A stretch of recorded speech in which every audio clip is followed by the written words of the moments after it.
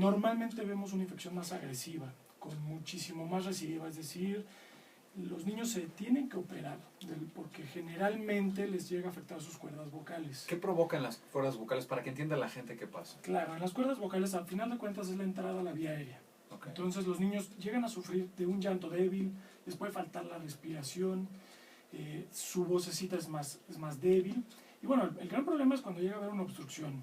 En estos casos, digamos que el tumorcito, aunque es un tumor benigno, tiene una gran capacidad para crecer y llega a obstruir su tráquea, es decir, la entrada a los pulmones. Okay. Entonces, los bebés, pues, sí pueden llegar a tener problemas hasta respiratorios. Oye, Elías, y coméntanos, ¿cómo o qué recomendaciones tú dirías para hacer la revisión en los niños ante, digamos, la sospecha, o nosotros como ginecólogos que sabemos que la paciente tiene virus de papiloma? ¿Cuál sería la recomendación para que estas pacientes acudan con un especialista como tú para la valoración de los pequeños? Y antes de eso vamos a hacer algo realistas. En este país sería ideal que todas las mujeres tuvieran una revisión y que tuvieran un diagnóstico previo al nacimiento. Claro. La realidad es comentarles, es otra. Personas que tienen a su bebé nunca fueron revisadas por un papá Nicolau ni nada, y de repente el niño empieza con problemas. ¿Qué problemas? Ya comentaste algunos. Claro, bueno, obviamente si tuviéramos una revisión tenemos ya el antecedente y es obviamente que ahí lo empezamos a pensar. Y como lo mencionas, pues en este país no todo el mundo tiene el acceso a los servicios de salud que quisiéramos. En estos casos, digo, cualquier bebé que tenga problema en su llanto, en su vocecita, que tenga cambios, que a la hora de estar respirando se vea que utiliza mucho sus músculos del tórax, es decir, que se hunde su pancita, que se le marcan sus costillas, que se llega a escuchar algo que nosotros decimos estridor. Es un sonidito que ellos hacen con su garganta a la hora de tratar de meter aire, en donde se nota que se está esforzando el bebé. En cualquiera de estos casos en los que vemos que hay un esfuerzo respiratorio, inclusive que sus labios se empiezan a poner moraditos, que sus dedos se empiezan a poner también pálidos y moraditos, significa que no está ventilando bien, no está oxigenando. En esos casos, obviamente lo primero que tenemos que hacer es acudir con el especialista de cabeza y cuello, revisar bien esa vía aérea. Digo, obviamente puede ser papiloma y pueden ser muchas otras cosas, claro, pero es donde empezamos a pensar que hay un problema a ese nivel. En tu saber, en tu conocimiento, en tu experiencia, más o menos, digo, es muy variable, pero ¿entre qué edades puede ser más frecuente un contagio por vía de canal de parto? ¿Tienes alguna estadística, además unos entre 2 meses, después 6 meses o algo por el estilo? Pues mira, en realidad el contagio se da en el momento del nacimiento. Ahí es donde está el contagio. Pero empezamos a ver en los primeros meses. En los primeros 2 o 3 meses se empieza a ver algunos problemas. No en todos los bebés. Hay veces que digamos que el crecimiento del tumorcito es más lento, pero digamos que lo más frecuente es que en los niños sea más agresivo. Entonces, desde los primeros meses empezamos a ver problemas en ellos. Okay. Y no simplemente es genética, ¿no? De, mira, así lloraba mi sobrino, el otro... No, hay que revisarlo, ¿cierto? Claro.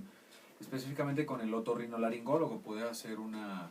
Así es, sí, una muy buena opción, ¿no? Es el especialista de cabeza y cuello, que a veces está muy bien que los lleven al pediatra, pero debe de ser bien orientado, ¿no? Por eso se ha dividido tanto la medicina, como para saber a quién le toca cada cosa, ¿no? Exactamente. Así es. Y bueno, dentro de lo que platicábamos hace un ratito es de los virus de alto grado o de alto riesgo y de bajo riesgo. Generalmente los de bajo riesgo son los que nos provocan tumorcitos, verruguitas o condilomas, y de estos muchos son los que causan los problemas en la vía aérea, más no los únicos, ¿cierto? Así es. Dentro de los de bajo riesgo pues son el 6, 11, que realmente son los que nos ayudan o nos provocan los más frecuentes verrugas, no son los únicos. De alto riesgo principalmente el 16 y el 18, el 32, el 35, 56 y en fin, hay otros más.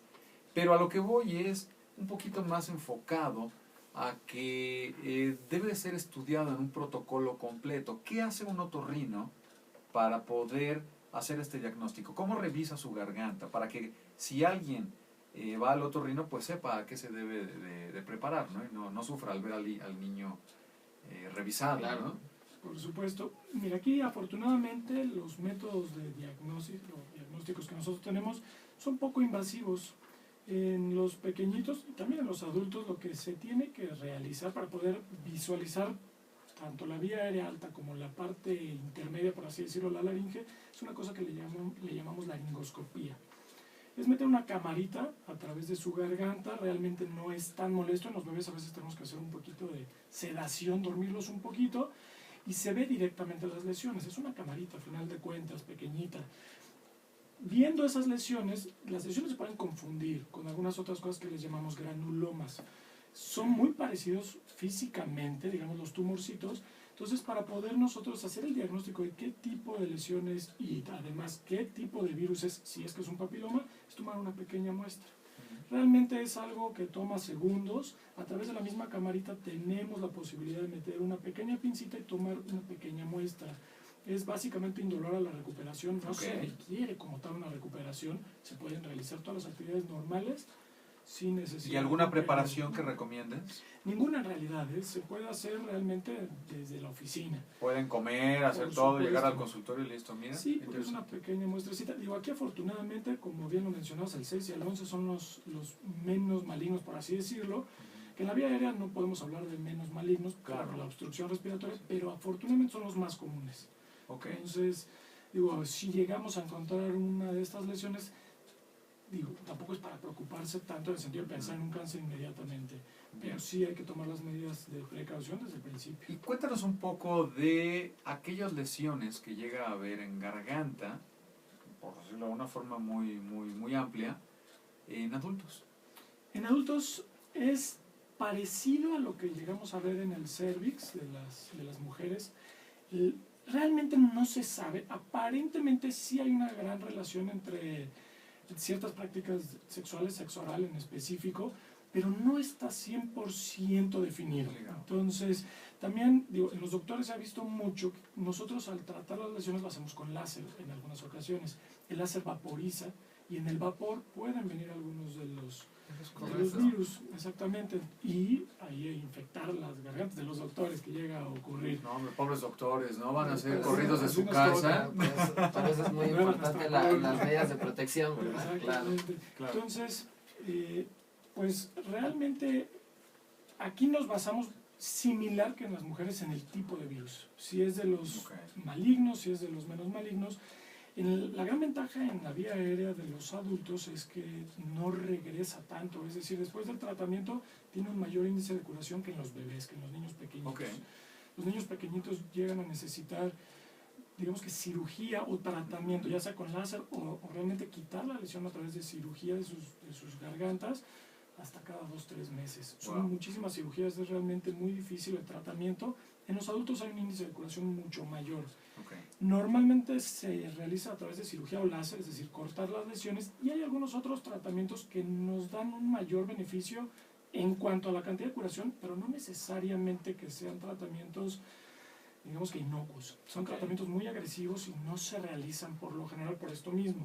Estoy hablando de una cosa que se llama interferón y algunos antivirales que existen, como el cidofovir. El problema es que los dos dañan riñón, y el interferón, riñón e hígado. Entonces se tratan de utilizar solamente en casos en los que aún en un adulto hay una residuo, un regreso de la lesión. Al fin de cuentas, tratar un poquito el estado inmunológico, ¿no? Exactamente. Oye, Elías,